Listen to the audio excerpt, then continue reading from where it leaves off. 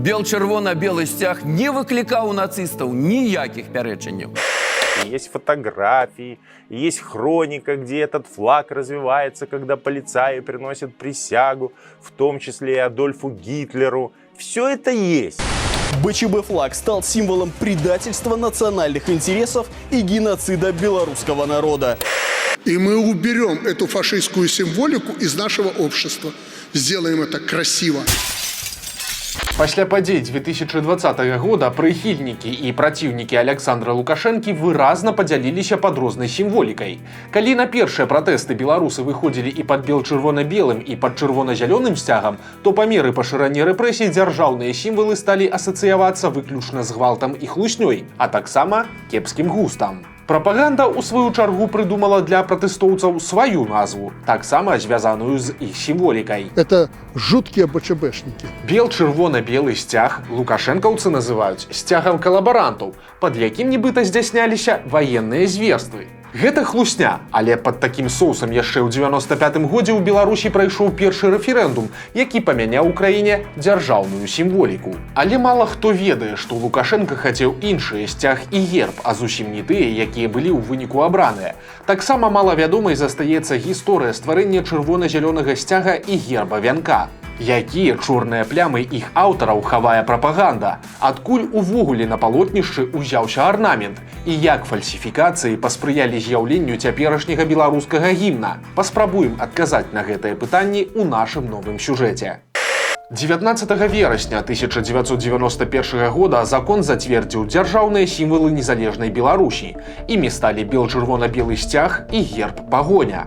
Гэта стала лагічнай дэманстрацыяй пераемнасці паміж новай краінай, Беларускай народнай рэспублікай і Вялікім княствам літоўскім. Стваральнікі нацыянальных сімвалаў добра вядомыя. Праект сцяга з'явіўся яшчэ ў пачатку 20-го стагоддзя. У першай палове 1917 года студэнт Пецярбургскага горнага інстытута і дзеяч нацыянальнага адраджэння Клаўдзій Душ-Душэўскі зрабіў некалькі праектаў нацыянальнага штандара, сярод якіх быў і бел-чырвона-белы, бо стужкі такіх колераў выкарыстоўвалі беларускія вайскоўцы ў расійскай арміі. Ужо ў снежні таго ж года менавіта такую расфарбоўку зацвердзіў усебеларускі з'езд, а ў сакавіку 918-го БЧБ-сцяг стаў дзяржаўным сімвалам Беларускай народнай рэспублікі. Але ўсё магло выглядаць крыху інакш. Адзін з дзеячаў нацыянальнага руху, архітэктар Лявон Дубейкаўскі, яшчэ да Душ-Душэўскага, зрабіў свой эскіз на аснове традыцыйных агульнаславянскіх колераў – белага, чырвонага і сіняга. Што сімвалізавалі гарызантальныя палосы, аўтар у сваіх запісах не растлумачыў і, падобна, пра малюнак ведала зусім мала людзей.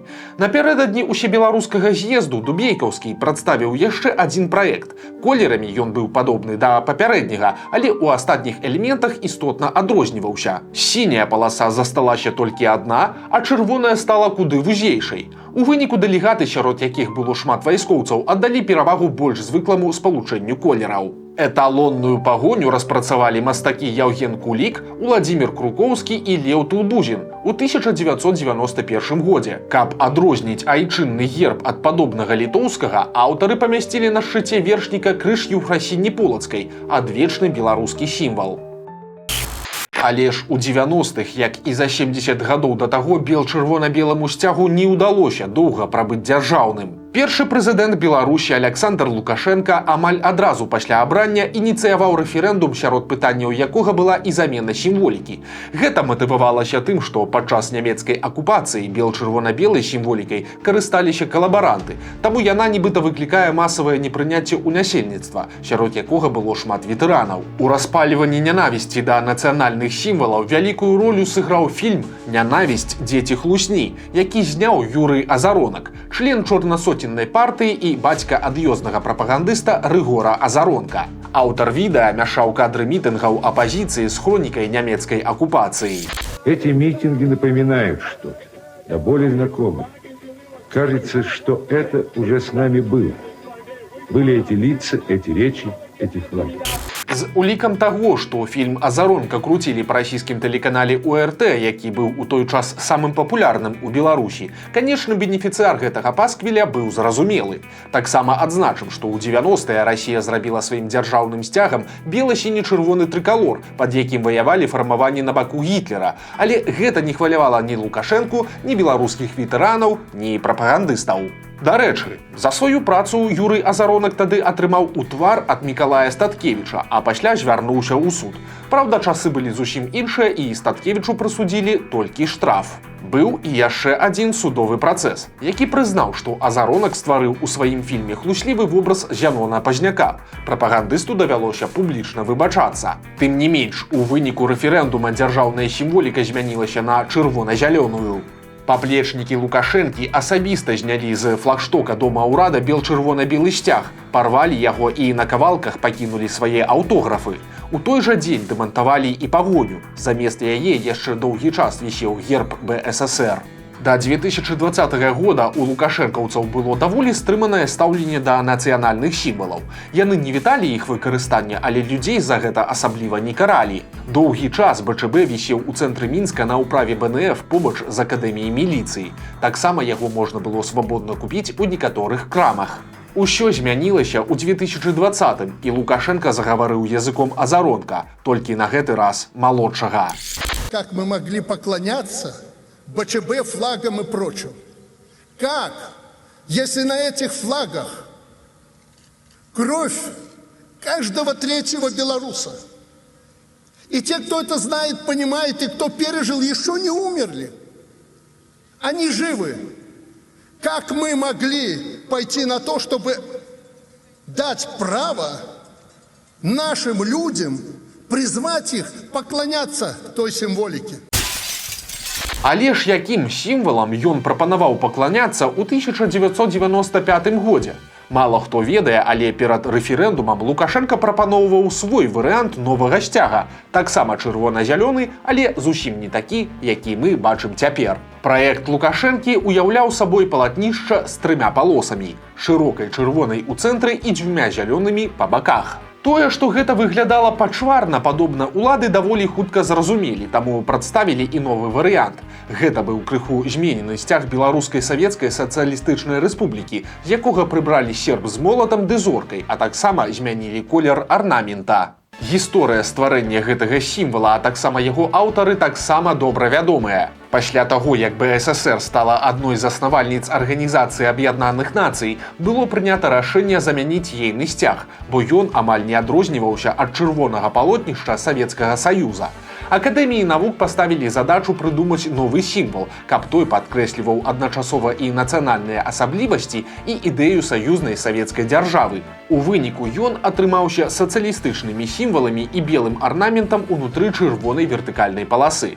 Гэты праект у 1951 годзе стварыў мастак Мікалай Гусеў, а арнамент быў знойдзены на Віцебшчыне этнографам Міхаілам Кацарам. Вось толькі стваральнікі гэтага сцяга маюць свае таямніцы, пра якія лукашэнкаўцы лічаць за лепшае не згадваць. Гусеў паходзіў з Уладзімірскай губерніі Расіі, але пасля войска застаўся ў Беларусі і стаў працаваць у палітэхнічным інстытуце. Калі пачалася Другая сусветная вайна, а пасля і акупацыя, мастак так і не з'ехаў з Мінска. Каб утрымліваць хворую жонку і 2 малых дзяцей, Гусеў стаў супрацоўнічаць з нямецкай акупацыйнай уладай. На замову ён маляваў партрэты, прычым сярод ягоных прац ёсць і вялізная выява Адольфа Гітлера, зробленая да першамайскай дэманстрацыі. Пасля вайны мастака на некаторы час арыштоўвалі за супрацу з нацыстамі, але даволі хутка Гусеў вярнуўся да працы і, як бачна, атрымаў вельмі адказную задачу. Дыаметральна супрацьлеглай выглядае драматычная біяграфія аўтара БЧБ сцяга Клаўдзія Дуждушэўскага. Разам з сям'ёй архітэктар жыў у літоўскім Каўнасе і трапіў у турму, калі балтыйскую краіну ў 40-м годзе акупавалі бальшавікі. З наступленнем нацыстаў Дуждушэўскаму удалося ўцячы з-пад варты, але ж на волі ён прабыў нядоўга. Дуждушэўскія хавалі габрэяў, за што ў 43-м іх адправілі ў канцлагер ужо немцы. Пасля вайны ўсё паўтарылася. Нядоўгая воля і зноў турма. Архітэктара арыштавалі савецкія ўлады і асудзілі на 25 гадоў. пасля тэрмін зменшылі да 10. З арнаментам на чырвона-зялёным сцягу гісторыя таксама даволі займальная. Афіцыйна сцвярджаецца, што яго яшчэ ў 1917 годзе выткала на рушніку простая сялянка Матрона Маркевіч з Сенінскага раёна і назвала такі узор «Узыходзячае сонца». А пасля ў 1951 той арнамент і прапанаваў дадаць на сцяг савецкі этнограф Михаил Кацар. Гэта прынята ўспрымаць на веру, а ў райцэнтры на Віцебшчыне нават паставілі памятны знак у гонар дасягнення мясцовай майстрыхі. Але ж не ўсё так проста. Маркевіч сапраўды была здатнай ткачыхай, а яшчэ яна даводзілася роднай сястрой таму самаму этнографу Кацару. І ёсць падставы лічыць, што жанчына, нягледзячы на ўсё сваё умельства, да арнаменту на сцягу дачынення ўвогуле не мела. Але ў чым тады сэнс падмены? У часы сталінскага тэрору мужа Матроны Маркевіч Аляксея расстралялі як кулака. Выглядае, што ейны брат хацеў застрахаваць сям'ю ад далейшых рэпрэсій, у выпадку чаго аўтарку арнаменту на сцягу не павінны былі чапаць. Михаил Кацар зрабіў гэта даволі далікатна. Калегі не ведалі, што Маркевіч ягоная сястра, а сваякі-майстрыхі не ведалі, што яе аўтарства прыпісывалі чужому узору. Увогуле шырока вядомым імя ткачыхі стала толькі ў 90-е, задоўга пасля яе смерці. Але чаму яна не магла сапраўды быць аўтаркай арнаменту? Справа ў тым, што ўзоры мелі выразныя лакальныя асаблівасці і дзяржаўны арнамент уласцівы зусім іншым рэгіёнам.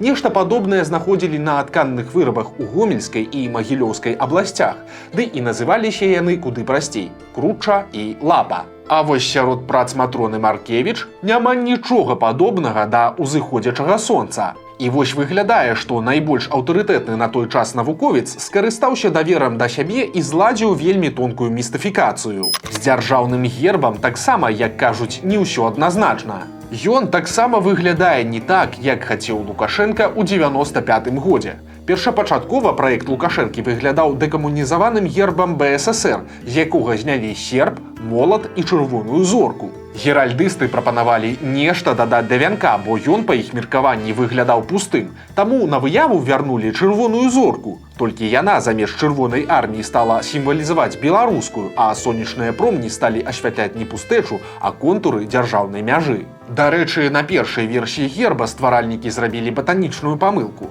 Кветкі льну яны зрабілі 6 пялёсткамі замест 5. Гэтую недарэчнасць выправілі толькі праз 10 гадоў. А увогуле гэты дзяржаўны сімвал за амаль 30 гадоў існавання зазнаў 2 рэдактуры. Змяніўся шрыфт надпісу «Рэспубліка Беларусь», а таксама адценні колераў і абрысаў граніц. Варта згадаць і пра яшчэ адзін дзяржаўны сімвал – гімн. І тут не абышлося без дзівосаў ды любімай забавы лукашэнкаўцаў – фальсіфікацыі. Больш за 10 гадоў у незалежнай Беларусі не было тэкста гімна. У спадчыну ад БССР засталася мелодыя Нестара Сакалоўскага, з якой прыбралі радкі Міхася Клімковіча, у якіх праслаўлялі братнюю Русь, Леніна і партыю.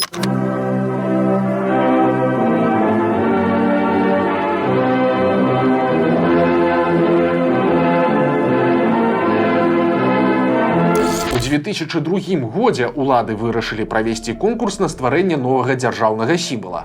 Адмысловая камісія прадставіла 5 фіналістаў. Гэта былі 3 розныя варыянты тэксту на класічную мелодыю, вядомая савецкіх часоў песня «Радзіма моя дарагая», а таксама кампазіцыя «Красуй Беларусь» Васіля Раінчыка і Леаніда Пранчака. Дарэчы, апошняя спачатку называлася «Жыве Беларусь» і мела крыху іншы тэкст.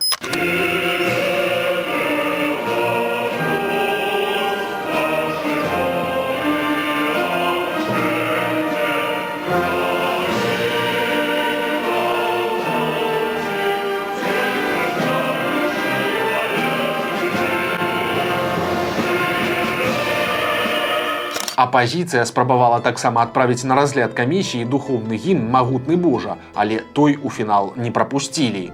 Каб вызначыць пераможцу, зладзілі выбары. Усе варыянты некалькі дзён круцілі па тэлебачанні і радыё, а людзям трэба было галасаваць па тэлефоне, лістамі ці тэлеграмамі. У выніку камісія рэкамендавала да зацверджання мелодыю Сакалоўскага з тэкстам паэта Владзіміра Карызны, які перапрацаваў тэкст гімна БССР. Але тут ёсць нюанс. Гэты варыянт падчас агульнага галасавання заняў толькі 3-е месца, але ў выніку аказаўся пераможцам. Як так атрымалася? А тут усё банальна. Камісія сплюсавала ўсе галасы за старую мелодыю, што і вывела яе ў лідары, а пасля з 3 тэкстаў абралі той, які нібыта найлепш пасуе гербу і сцягу. Карацей, усё як заўжды. Перамагла ж па выніках народнага галасавання тая самая песня «Красуй Беларусь». Яе, дарэчы, можна пачуць і дагэтуль падчас дзяржаўных мерапрыемстваў.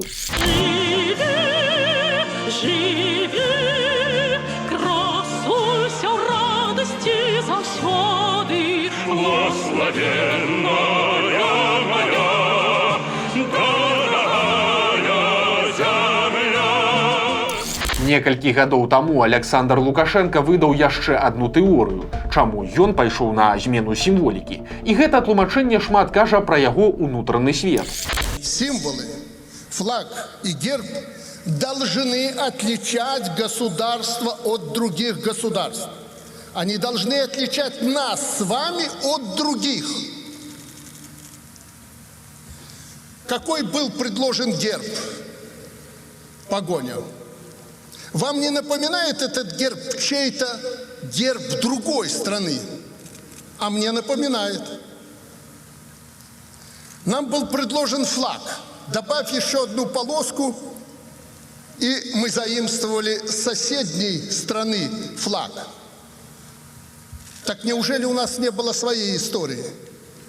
Неужели мы хотели подогнать свою историю, свою страну под Литву или Польшу? І ў прынцыпе тут няма нічога дзіўнага, бо ўсе 30 гадоў сваёй улады Лукашенко кашмарыць беларусаў заходнімі суседкамі, а супольная гісторыя – гэта прадмет унутранага дыскамфорту для аматара Савецкага Саюза. Тым не менш, і ў пытаннях унікальнасці дзяржаўнай сімволікі ён не мае рацыі. Цяпер і сапраўды сцяг Беларусі не падобны да польскага, але ён падобны да сімвалаў Мадагаскара, Чачні і Прыднестроўя. Герб жа таксама не унікальны. Вянок з'яўляецца сімвалам Узбекістана, Таджыкістана і нават Паўночнай Карэі. Таксама лукашэнкаўцы любяць пафасна сцвярджаць, што пад цяперашнімі сімваламі беларусы пралівалі кроў і што чырвоная паласа сімвалізуе менавіта гэта. Гэта праўда, але частковая і нязручная, бо сцяг БССР быў прыняты толькі ў 1951 годзе, ужо пасля Другой сусветнай. Але кроў беларусаў сапраўды пралівалася, толькі пачалося гэта не так даўно, летам 2020-га, калі чырвона-зялёны сцяг стаў лунаць пад кожным аўтазакам. А вось што тычыцца ваенных злачынстваў, здзейсненых пад бел-чырвона-белай сімволікай, то дагэтуль ніводнага візуальнага доказу гэтаму так прадстаўлена і не было. І любыя спробы ачарніць сапраўдныя нацыянальныя сімвалы прыводзяць толькі да адваротнага эфекту.